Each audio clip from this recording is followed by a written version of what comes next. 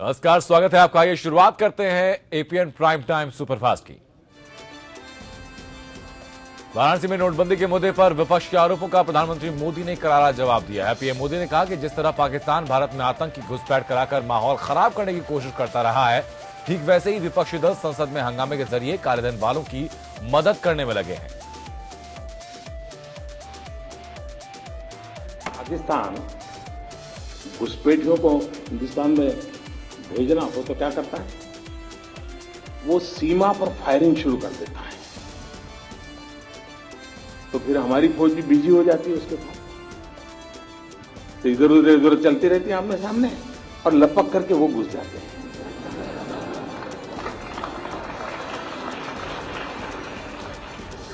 उनको कवर मिल जाता है बेईमानों। इन दिनों संसद में आपने देखा होगा, तू मैं। तो इन लोगों को पीछे से मुझे अब समझ आया ये होलना किसकी भलाई के लिए किया जा रहा है। प्रधानमंत्री मोदी ने अपने संसदीय क्षेत्र वाराणसी में राहुल गांधी के इन आरोपों का भी जवाब दिया, जिसमें उन्होंने प्रधानमंत्री पर व्यक्तिगत भ्रष्टाचार के आरोप लगाए थे। पीएम मोदी ने कहा कि राहुल गांधी अभी भाषण देना सीख रहे हैं और उन्हें बोलने में कहीं कोई भूकंप नहीं आता।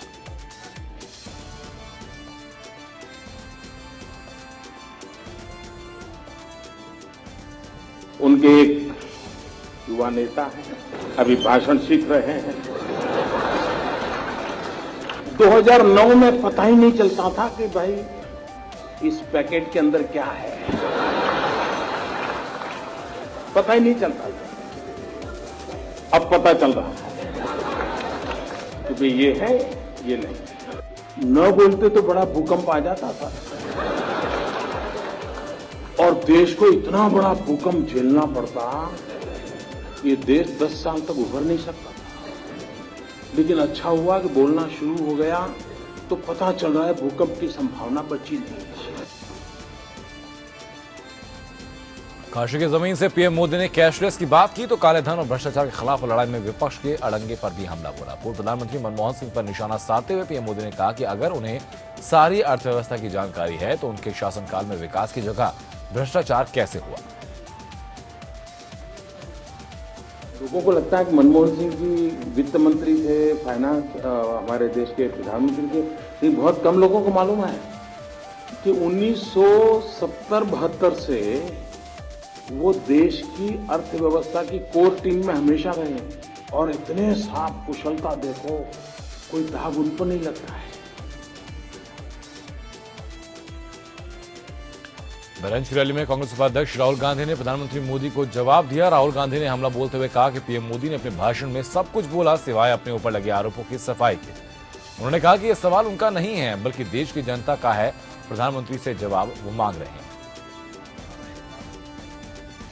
प्रधानमंत्री नरेंद्र मोदी जी से 2-3 सवाल पूछे, सवाल के जवाब नहीं दिए,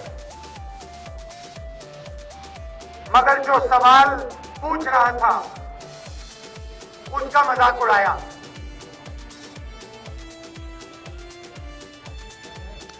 वाराणसी में प्रधानमंत्री मोदी ने राहुल गांधी पर निशाना साधा था और उन्हें कमजोर नेता बताया था। कांग्रेस उपाध्यक्ष ने इसका जवाब मशहूर शायर मिर्जा गालिब की शायरी से दिया।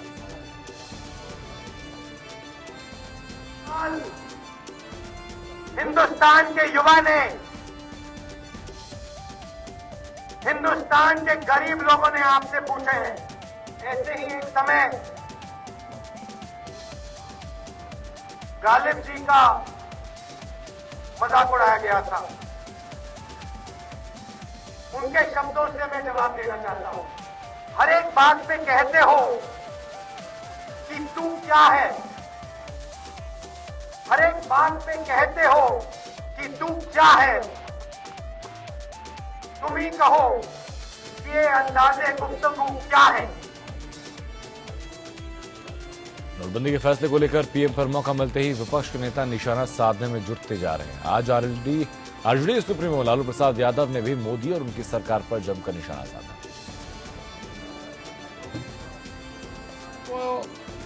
जो भी जस्टिफाइड करें, जो भी तर्क दें, जो भी तर्क कुतर्क दें तो जो भी तर्क कुतर्क दें अब देश मानने वाला नहीं है।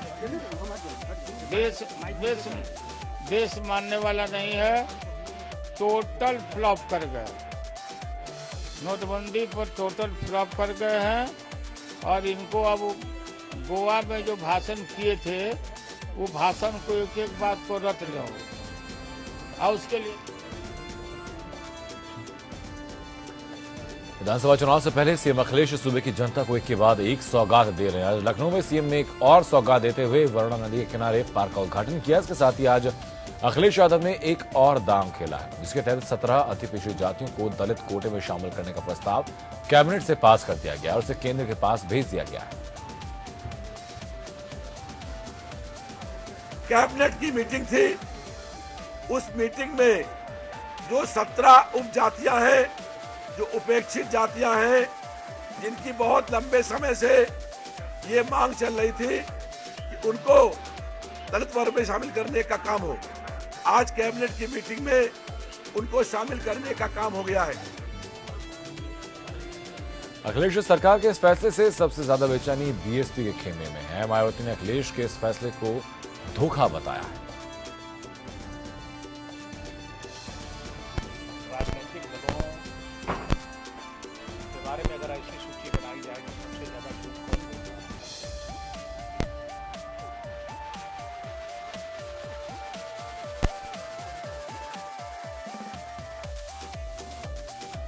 बाकी विपक्ष भी राज्य सरकार की मंशा पर सवाल खड़े कर रहा है और इसे 17 जातियों के वोट पाने की जुगत बता रहा है।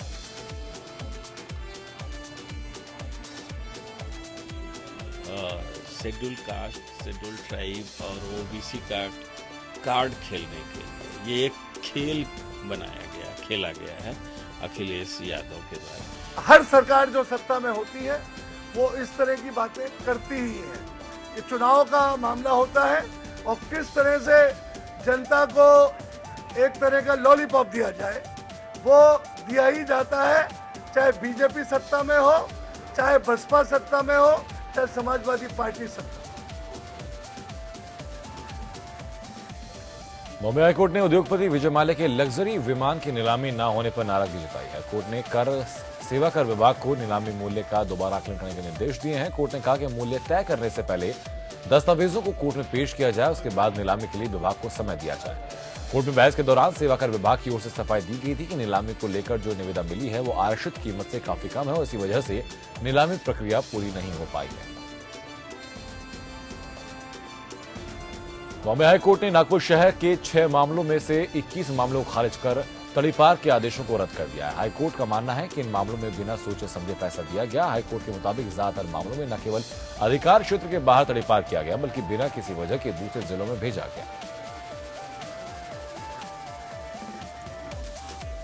निकम्मे ऑफिसर्स को नौकरी से निकालने की जम्मू कश्मीर सरकार की नीति को जम्मू कश्मीर हाईकोर्ट से झटका लगा है। हाईकोर्ट ने 6 अफसरों के जबरन सेवानिवृत्ति के आदेश को रद्द कर दिया। राज्य सरकार ने इस साल जून में आदेश पारित किया था। हाईकोर्ट के जस्टिस आलोक आराधे ने राज्य सरकार को निर्देश दिया कि 1 महीने के भीतर इन अपराध अधिकारियों को दोबारा नियुक्त किया जाए और अभी तक के सभी सेवा लाभ दिए जाएं।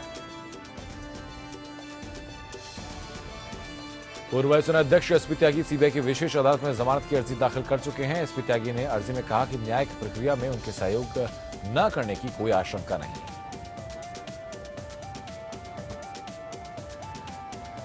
एनजीटी में कचरे से बिजली बनाने वाले संयंत्र को हटाने के लिए सुखदेव विहार निवासी कल्याण संघ की याचिका पर सुनवाई हुई है। मामले की सुनवाई के दौरान एनजीटी में नई दिल्ली महानगर परिषद, डीडी और पर्यावरण मंत्रालय के वकीलों ने कहा कि संयंत्र में पर्यावरण हितैषी शर्तों का पालन हुआ है। इलाहाबाद हाईकोर्ट से यमुना एक्सप्रेसवे अथॉरिटी को बड़ा झटका लगा है। मामले की सुनवाई करते हुए जस्टिस अरुण टंडन और जस्टिस संगीता चंद्रा की डिवीजन बेंच ने किसानों को नए कानून के तहत 4 गुना बढ़ा मुआवजा देने का आदेश दिया है।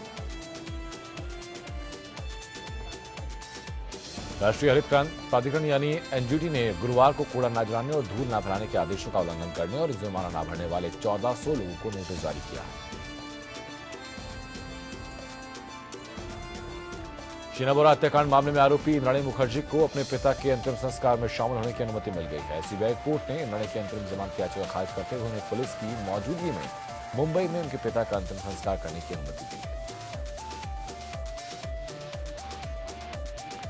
इलाहाबाद हाईकोर्ट की सख्ती के बाद नायब तहसीलदार को निलंबित कर दिया गया। सोमेश्वर राय सेवा समिति ने हाई कोर्ट में याचिका दाखिल कर नायब तहसीलदार पर अवैध संपत्ति हासिल करने का आरोप लगाया था।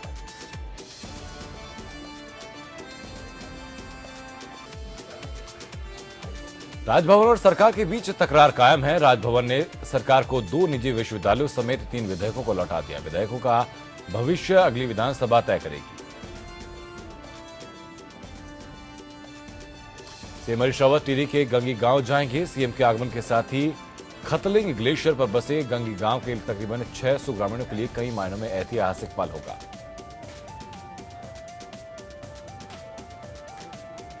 बीजेपी ने कांग्रेस को मात देते हुए पीएम मोदी का उत्तराखंड दौरा भी सुनिश्चित कर दिया है। 27 दिसंबर को देश के प्रधानमंत्री मोदी देहरादून पहुंचेंगे और उत्तराखंड की जनता को ऑल सीजन रोड योजना का तोहफा देंगे। विधानसभा चुनाव की तारीख पास आने और आचार संहिता की आहट के चलते मुख्यमंत्री हरीश रावत आए दिन कैबिनेट की बैठक किए जा रहे हैं। हरीश रावत की अध्यक्षता में बुधवार शाम हुई कैबिनेट बैठक में कई लुभावने फैसलों पर मुहर लगाई गई। काशीपुर में केंद्रीय पेट्रोलियम राज्य मंत्री धर्मेंद्र प्रधान के आगमन से पूर्व कांग्रेसियों ने विरोध स्वरूप काले झंडे दिखाकर प्रदर्शन किया। प्रदर्शनकारी कांग्रेसी जेल रोड से होते हुए कोतवाली रोड से महाराणा प्रताप चौक पहुंचे, जहां पहले से मौजूद पुलिसकर्मियों ने उन्हें रोकने की कोशिश की। कांग्रेस के प्रदेश अध्यक्ष किशोर उपाध्याय राष्ट्रीय उपाध्यक्ष राहुल गांधी की रैलियों की तैयारी को लेकर अल्मोड़ा में डेरा डाले हुए हैं। किशोर उपाध्याय ने रैली की तैयारी को मीडिया के सामने रखा और जमकर केंद्र सरकार के खिलाफ हमला बोला। नोटबंदी के बाद बैंकों में करेंसी की कमी के चलते उत्तराखंड की राजधानी देहरादून में रिजर्व बैंक के क्षेत्रीय प्रबंधक ने एक बड़ा फैसला लिया है। यह फैसला है देहरादून में राज्य का अपना करेंसी चेस्ट खोलने का। नोटबंदी के बाद देश भर में तरह तरह की दिक्कतों का सामना करना पड़ रहा है, तो वही बैंक के लाइन में लगे लोगों का मौत का सिलसिला थमने का नाम नहीं ले रहा।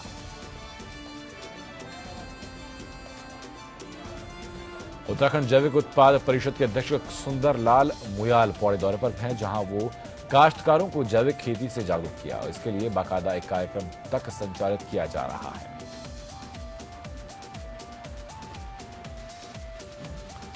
राज्य में 24 घंटे के अंदर अपराधियों ने 3 लोगों की गोली मारकर हत्या कर दी। बुधवार देर शाम को डोरंडा थाना क्षेत्र के अरविंद आश्रम के पास अपराधियों ने 28 वर्षीय शाहबाज को गोली मारकर हत्या कर दी। तो वहीं 18 घंटे पहले डोरंडा थाना क्षेत्र के न्यू साकेत नगर में अपराधियों ने मानस सिन्हा और उनकी पत्नी को देर रात घर में घुसकर गोली मारकर हत्या कर दी थी। झारखंड कल्याण विभाग में कल्याण समारोह का आयोजन किया गया, जिसमें झारखंड के सभी कल्याण विद्यालयों के मेधावी छात्रों के साथ साथ बेहतर योगदान देने वाले शिक्षकों को भी सम्मानित किया गया। बीटेक स्टूडेंट की गैंगरेप के बाद हुई हत्या के विरोध में रांची समेत अन्य जगहों पर प्रदर्शन दिखाई दिया। रांची बंद के दौरान आम लोगों के चेहरे पर काफी गुस्सा दिखा। हालांकि बंद शांतिपूर्ण तरीके से करवाया गया। कई छात्र संगठन और बड़ी संख्या में महिलाएं सड़कों पर उतरी और अपना विरोध जताया। नोटबंदी की वजह से मुंबई के सिंगल स्क्रीन सिनेमाघर बंद होने के कगार पर हैं। सिंगल स्क्रीन थिएटर में फिल्म देखने वाले दर्शक नोटबंदी की वजह से गायब हैं।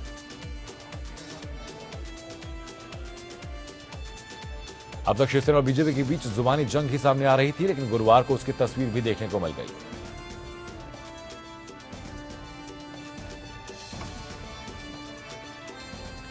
यूपी के संभल में पुलिस ने 2 लोगों को 20,21,500 के नए नोटों के साथ गिरफ्तार किया। फिलहाल इन दोनों से पूछताछ जारी है।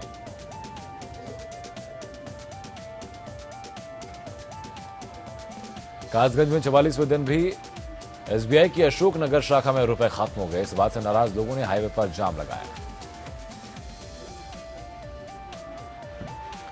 सिद्धार्थनगर में भी नोटबंदी का असर देखने को मिल रहा है। जिले के जिलाधिकारी ने आरबीआई गवर्नर को पत्र लिखकर जिले के लिए 100 करोड़ रुपयों की मांग की है। नोटबंदी से जहां लोग परेशान हैं, तो वहीं केंद्र सरकार ने लोगों को सहूलियत के लिए एक कदम आगे बढ़ाया। केंद्र सरकार ने रेलवे में कैशलेस लेनदेन की शुरुआत की। कैशलेस ट्रांजेक्शन को बढ़ावा देने के लिए पूर्वोत्तर रेलवे के इज्जतनगर मंडल ने आरक्षण केंद्रों, बुकिंग केंद्रों और पार्सल केंद्रों पर स्टेट बैंक ऑफ इंडिया के सहयोग से पीओएस मशीन लगाकर इसकी शुरुआत की। मुजफ्फरपुर में एक बार फिर सत्ता की हानि देखने को मिली, जहां जेडीयू के विधान पार्षद दिनेश सिंह के बेटे पर एक मजदूर को घर से बुलाकर हत्या करने का आरोप है। इस मामले में पुलिस ने एफआईआर दर्ज कर ली है। मथुरा में पिछले दिनों रियल एस्टेट कारोबारी की आत्महत्या करने के में एक नया मोड़ आया है। मृतक के परिजनों ने एक दूसरे बिल्डर पर धमकाने का आरोप लगाते हुए पुलिस से मदद की गुहार लगाई है। गाजियाबाद के लोनी इलाके में डिप्टी एसपी के ऑफिस के बाहर एक सामाजिक कार्यकर्ता ने मिट्टी का तेल डालकर आत्मदाह करने की कोशिश की है। ललितपुर में मरीजों का इलाज परासी करते दिखाई दिए हैं, तो वहीं डॉक्टर अपने चैम्बर में बैठे आराम फरमा रहे हैं। बस्तर के जगदलपुर के बोधघाट पुलिस ने 5 दलालों के चंगुल से 70 मजदूरों को मुक्त कराया। मजदूरों में 20 नाबालिग लड़के और 13 नाबालिग लड़कियां शामिल हैं। हाथरस के थाना सादाबाद क्षेत्र के गांव गढ़ी अंतर स्थित प्राथमिक विद्यालय में दबंगों ने कब्जा कर रखा है। बरेली में माता पिता के लिए समर्पित एक पुत्र पवन ने कलयुग में श्रवण कुमार की मिसाल पेश की। पवन कांवड़ से एक और अपनी स्वर्गदासी दादी की अस्थियों के साथ उनके वजन के बराबर गांव की मिट्टी और दूसरी ओर अपने बाबा को लेकर हरिद्वार सहित 4 धामों की यात्रा के लिए पैदल निकल पड़ा है।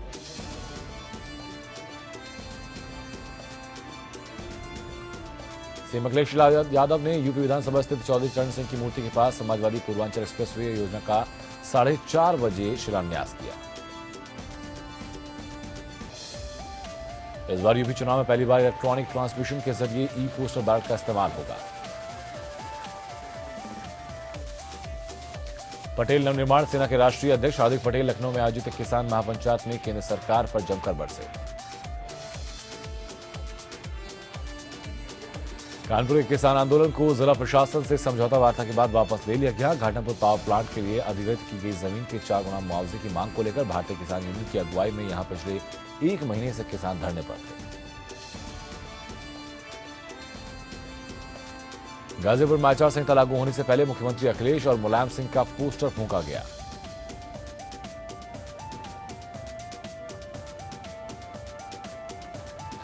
आगरा के अचनेरा में बैंक में नोट न मिलने से गुस्साए ग्रामीणों ने हंगामा करते हुए बैंक में ताला जड़ दिया। आगरा की अचनेरा की ग्रामीण बैंक ऑफ आर्यव्रत में ग्रामीणों ने सभी कर्मियों को बैंक से बाहर निकालकर ताला जड़ दिया।